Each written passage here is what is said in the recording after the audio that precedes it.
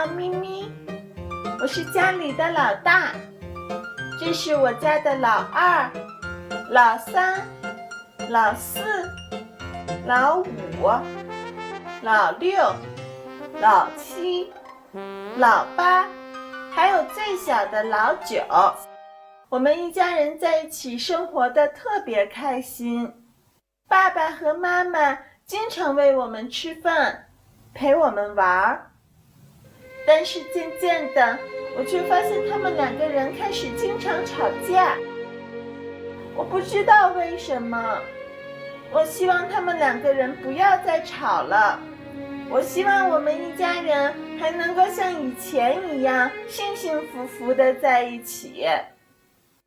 看这片一开始有点恍惚，后来明白了，这是以猫的角度来观察一对恋人，也就是说，在他们情感的轴心当中，猫占了很重要的位置。这对恋人的情路如何呢？让我们用掌声请出他们来，掌声有请。男嘉宾小苗，26岁，来自山西，职业销售；女嘉宾小金，23岁，同样来自山西，是咖啡馆的店主。来，有请两位。欢迎两位哈，谈恋爱多久了2年多了。今天为什么来？谈恋爱之前他跟我说过，他比较喜欢养猫哦，然后我也没当回事儿，但是我们渐渐相处吧，就感觉他这个喜欢猫不是我想那么简单，我感觉他就个疯子。我怎么就不简单？疯子，我就是单单纯纯喜欢猫而已，他就把我比喻成疯子。你认识他的时候，他那儿养了几只猫啊？我们确定谈恋爱之前嘛，他叫我去他家，我就去了嘛，去了以后，我一进门口就蹲着4只猫，然后他带我进他家参观的时候，还有3只，当时吧一下就感觉有点吃惊。我家猫多可爱，哪有你说那么严重？不是，他是说猫多，不是说可不可爱，姑娘啊。因为我家吧，我妈对这个猫猫啊、狗猫比较过敏，所以说从小到大我们家也没有养过这些猫啊狗猫，所以说当时就比较吃惊。我问问女生哈，她说你比较疯狂是吧？我这儿有几个验证疯不疯狂的东西，我们测试一下。你会跟猫同盆吃饭吗？不会同盆，但是我会拿我的筷子给它拌食儿。就是给猫吃了，还得它在自己家吃，我都觉得恶心。一开始就跟你说了，我带猫就像带自己孩子一样。好，再问第2个问题，会跟猫猫一起睡觉吗？会。家里好像有9只猫是吧？9只猫是有3只是后面，大猫生的。大猫生的。先开始是7只。这7只猫都跟你睡，还是你跟某一只猫睡？都跟我睡。没办法了，他就把我撵沙发上睡嘛。后来在沙发上睡，猫在你们的床上睡。对，而且后来我只能买个小床，让大家听一听。猫在里面睡的1.8米的床，我俩几个单人床。那我那么喜欢猫，给它腾张床，那有什么不乐意的事儿？你什么时候开始养猫的呀？因为我爸妈从小工作比较忙，所以就是我的生活里就一直有猫，对，特别喜欢哈。对，那你刚才说了，你们俩一开始的时候，他进家的时候7只猫是吧？对。那后来又生了2只是吧？生了3只。怎么没送人呢？就又留下来了呢？我跟他说过我说正好我们老板他妻子也喜欢猫我也就想献个殷勤嘛我就跟人家送我跟他商量了，我说是咱们把3只小猫送出去吧他当时也答应了呀。但是我老板去了，他又反悔了。那我一开始我就不乐意，你非死乞白赖让我送。老板去了，他一哭二闹三上吊的，就是不送，就是在那儿闹，整得我以后在公司怎么上班，他就不考虑，就考虑他的猫。就是送出去的猫又要回来了，就没送走，人家来了他又撵走了给。我本来我一开始的时候我就不乐意，他非要让我送。后来就我跟他提了嘛我说咱为了避免以后越来越多我就说跟猫做绝育手术吧。做了吗？那允许你将来自己有孩子，不是为啥要剥夺人家小猫生小猫的权利呢？没办法了，我就等他上班嘛，偷偷的给做的。那你跟他急了吗？怎么没急？我一开始的时候我就特别生气那做了那也没办法了。还要我签保证书，什么保证书？保证不能以后不能再伤害他小猫。你签了吗？没办法，我只能签。那今天为什么又要分手呢？因为啥？后来也很多事儿吧。说起这事儿，我还不乐意呢。那你妈上次来，非要把我家猫撵走，还要送人，那你什么态度呢？你刚开始说的可好听了，就爱我，一定要爱猫，就当孩子一样。本来我就跟他说过嘛，我妈对这个猫过敏，我就跟他提，我妈过来看病要住2天。然后我就说先把猫送我朋友那儿寄养几天吧。啊，这挺好。他就不同意，他就说我要送猫。他确实是给我的态度，就是让我认为他要把猫给人。啊，那后来你母亲来了吗？后来他母亲来了，最后两人协商成把猫放车库里了。是放车库了，人家一会儿跑一趟，一会儿跑一趟，凌那我家晨4点下去就不上来了。那我家猫认床，我怕他们害怕，我就最后一趟下去就没上来，就在那睡着了。哦，你睡车库了？对，主持人别提这事，提这事我还心里不乐意，就因为他妈来把我最爱的那只猫都丢了。不上班不请假，就是天天出去贴小广告，有个消息就往外跑。那要不是因为你妈来，那我能丢猫吗？但是我看你资料上面是咖啡馆馆主啊，后来怎么自己创业了是吗？反正中间事儿挺多的。那是因为啥？我跟你说知道，他是，出差嘛。跟我交代了些，就是让我今天做那，明天做那。其实也不是因为这，他就在那儿瞎掰呢。是因为刚开始的时候，他把猫给整病了，吃剩饭然后我就没和人家领导说，我就从外地跑回来了。结果那领导就把我给开了，然后他就说我一天不找工作，结果最后没办法就开了个咖啡馆。那不是我跟你提的吗？不跟你提，你就天天在家围着猫转，开个店儿，不挺好的吗？但是你呢？就只顾着看你的猫，顾客都不管，根本就不赚钱。那我一开始就和你说了，我不会做生意，你非让我做生意，现在生意做不好了，你又开始。你那个咖啡馆里有猫吗？有，就把猫都带去是吧？对，其实开咖啡馆就是让大家去喝咖啡的同时欣赏猫。那不是应该生意挺好？你怎么生意就不好呢？他就不管不顾，就是只顾着猫。那什么原因让你现在想离开他呢？上个月嘛，他突然跟我说。她怀孕了，然后我当时吧特别高兴我也回去跟我妈做了好多思想工作，我妈都已经就是说我们已经说好了，房子也买下了，家里老人跟我说嘛，怀孕期间不能养猫。就你家事儿多，人家那就你妈在那挑拨离间。你去检查了吗？去检查了。有弓形虫吗？没有，就因为这我家猫比较干净，所以没有他妈讲究的那么多。吵了一架，我俩就冷战了一段时间吧。等我冷静下来，我说再找他好好谈一次吧。但是让我没想到的是，他把我们的孩子打了。怎么是因为猫呢？那我就是觉得条件不成熟。还有就是咖啡馆该怎么办？那要是将来有了孩子，我不知道该顾猫还是顾孩子。还有就是你说起这事儿，我还来气了。那开咖啡馆的时候，装修的时候你什么都没管，那我自己闻那么多味儿，那将来孩子生出来不健康，那怎么办呢？真的。真接受不了，一定要分，一定要分。如果他不养，不可能。我这问题还没问出嘴，我就知道。就他在那儿小题大做呢，根本我们之间就没那么多事情。那你觉得这个猫影响了你们俩的情感了吗？我没觉得影响。影响，他跟我出去看个电影都没时间。女生假设一定在猫和他之间，你要做个选择，你的选择是猫还是他？我也不知道，那你得选择一个呀。那我还是选择他吧。那猫怎么办呢？慢慢的让他们离开我，慢慢的，但也不能太快了。我都和我在一起那么多年了。如果他把猫都送人了，还行吗？不可能，他不会的，一定要分。对，那为什么来我们这儿呢？在底下分完不就完了吗？他纠缠我，打电话去我公司。我去你公司又没说是别的，我就是说找你而已。我一直在公司楼底下等你来着，我也没上去干什么呀。我在楼底下等了他能一天不出来，到黑夜12点人家还不出来。那不就他的态度表明了吗？他想走，你干嘛非要纠缠他呢？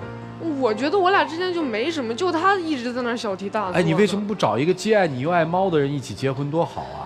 因为他刚开始就和我说了，他也特别喜欢猫，所以我们才你骗人啦！我当时确实我也没说我不喜欢，但是他这种对猫的爱超过了对我的爱，我就接受不了。老师们，你们看看该怎么办吧？我们一起进入丘比特问卷。你们两个人相处这么多年，其实你内心是讨厌猫的，但是呢，确实，一个男人如果喜欢上了一个女人，他会不知不觉地听她的话。这么多年，你还在猫的问题上是很听话的，只不过现在你不想再听话了。对，刚才你说你妈对猫是特别敏感，过敏。你妈到了你们家，猫最后在你的抗争下到了车库里。是。那吃饭怎么办呢？他自己把车库给猫喂，专门给做的。不影响你妈妈在你们家的饮食？影响，我妈想吃个牛肉，她都不让。我没说不让，那是给猫办的，那是。老人如果想吃牛肉，给他做一顿牛肉又怎么样了？你明天再买就可以了吗？你有没有想过老人会有多伤心呢？所以你看，姑娘，你爱猫如命，宁愿敲掉自己的工作，你爱猫如命，宁愿打掉自己的孩子。我们说，你爱小动物、爱猫，这没有错，这是有爱心的表现。但如果说你爱猫、爱小动物胜过了爱你的家人，这就错了，这就有问题了。你是要考虑家人的真切的感受的。他今天为什么来？他忍无可忍了。从你们讲述的这一切来看，这个姑娘有很大的责任啊，确实。更多的来看，这责任在她，但我真的很同情她，因为她刚才说了一句很关键的话，她说她从小爸爸妈妈工作很忙，没有人照顾她，她只有和这个猫，一起玩耍，这猫陪伴她，这个猫可以说是她灵魂的伴侣，她真的是割舍不掉，所以我觉得你应该去慢慢的引导她，然后从对猫的这种专注，然后过渡到对你的这种。情感的关怀，好好的互相的扶持着啊，然后共同的度过这个难关，以后会越过越好，好吗？你们在一起2年多，为什么这么长时间能够忍受？现在为什么不能忍受了？心结到底在哪儿？是孩子吗？对，他在处理这件事情的行为是不对的，因为事先没有跟你知会，没有跟你商量。但是我个人觉得，要孩子没有做好充分的准备，是对孩子的不负责任。这种准备包括你们双方身体以及心理各方面的准备，同时还要去考虑孩子出生之后，你们是否有能力去让他健康快乐的成长。现在有吗？貌似没有。好，我们再说猫。你真爱这个女孩吗？爱。你理解她吗？你理解猫在她心目中的位置吗？刚才刘老师说的非常好。在你没出现之前，谁在陪伴他？谁陪伴他时间最长？谁已经跟他成为了亲人？是谁？猫。猫在我们的眼里可能就是宠物，但是在你女朋友的心目中，它更像是一个亲人。你能理解吗？有点难理解。如果你真是很难理解，不要勉强自己，可以离开。你没有任何的错误，只不过是你不够爱他。真正爱一个人是可以做出忍让、包容、理解的。如果不够，就可以说再见了。女孩，你自己也没有做到你应该做的。既然有新的亲人进来了，一定要给他至少是同样的爱。你没有，你在猫和人之间，你明显的是不公平的。这个男孩做的种种的行为都是在支持你去养猫，但是你呢，你却给他同样的回报了吗？没有，一步一步的不公平对待他。同时，最不应该做的就是2件事：第一，对他的母亲不够尊重；第二，在孩子的事情上没有征得他的同意。所以说，下一步呢，当然决定权既在于他，也在于你，在于他就是是否他真正能接受你这段时间的改变，能不能接受？如果不能，放他走，不要纠缠。另外一方面就是你能不能实际的做出行动，表明这个人真是你要去下半生要更爱的人，并且最后可能真是要唯一爱的人。子非猫，安知猫之乐？子非我，安知我不知猫之乐？到底是你离不开猫，还是猫离不开你？我相信大多数情况下是你离不开猫，不是猫离不开你。如果猫和狗都像片子里面一样会说话，那我们很多事情可以迎刃而解。其实猫不是你逃避现实生活的一个手段吗？猫或者是狗比人交流的更要简单，不管他说什么想什么，我们可以认为他说什么他就是说什么，但人不一样。所以无论是开咖啡馆，又或者是谈恋爱，其实猫被你利用，成为了生活的一个逃避手段。我特别痛恨那些残害动物、虐待动物的人，但我也特别恨那些超出自己能力范围之外，自以为猫和狗快乐，却天天把它带在身边，其实是利用它来排解自己寂寞的那些人。其实你们是利用了猫狗。如果在猫的世界里，猫会说话的话，它一定会说，其实它爱的更多的也是同类，而不是人类。那人也同样是这样，我们当然应该先爱同类，再去爱异类。但是当我们每个人都在说小女孩是因为小的时候猫给予了她太多的陪伴，代替了人，所以她对猫有特殊的情感。那么反过来，一个人连猫都不能取而代之，那是不是人的悲哀？当然，这不一定是他的悲哀，也许是你父母的悲哀，是你在童年的时候没有人要做出的陪伴，由猫来完成，所以有的时候人不如猫。所以我认为很多事情确实要互相理解，你要理解它，它要理解你；你要理解猫，猫也理解了你很多年。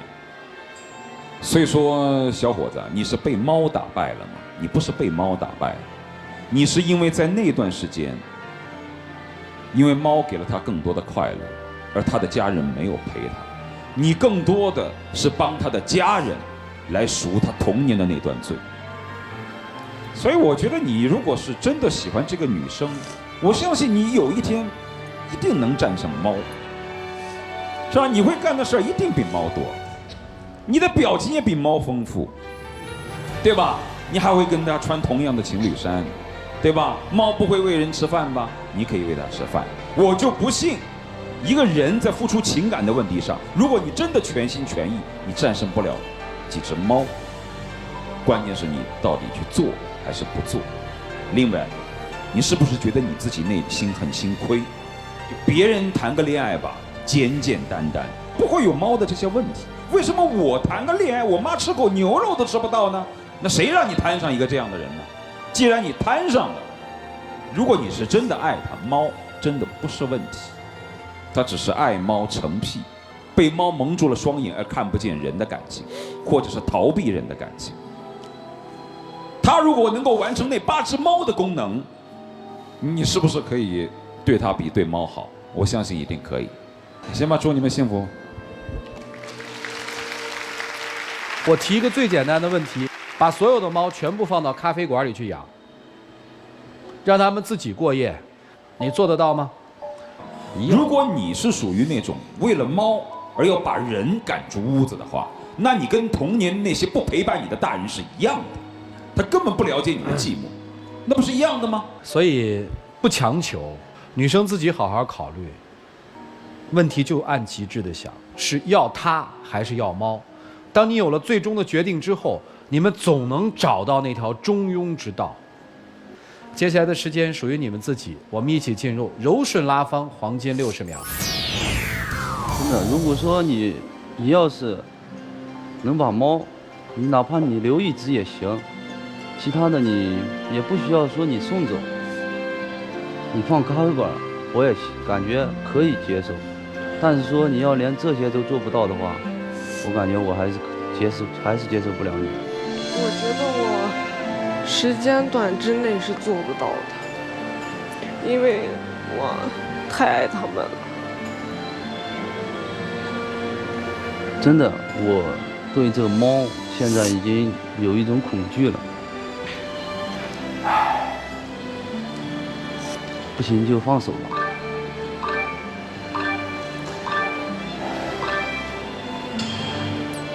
姑娘啊，你仔细想一想，如果这个男人不爱你，他怎么可能你给猫拌完猫食的筷子拿起来跟他在一盘里夹菜，他也去夹着吃？你就想一想。我再问你最后一次，为了跟他好，回去能不能把其他的猫都放到咖啡馆里，让他们在咖啡馆里自由的长，然后留一只猫带回家？我可以慢慢来。您回吧，两位请回，请回，请关门。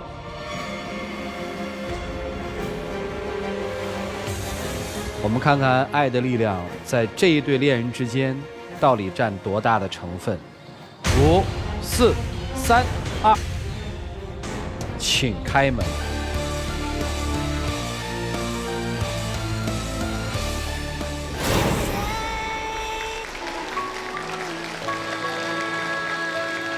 这大概是他们自己做的一个比较理性的一个选择。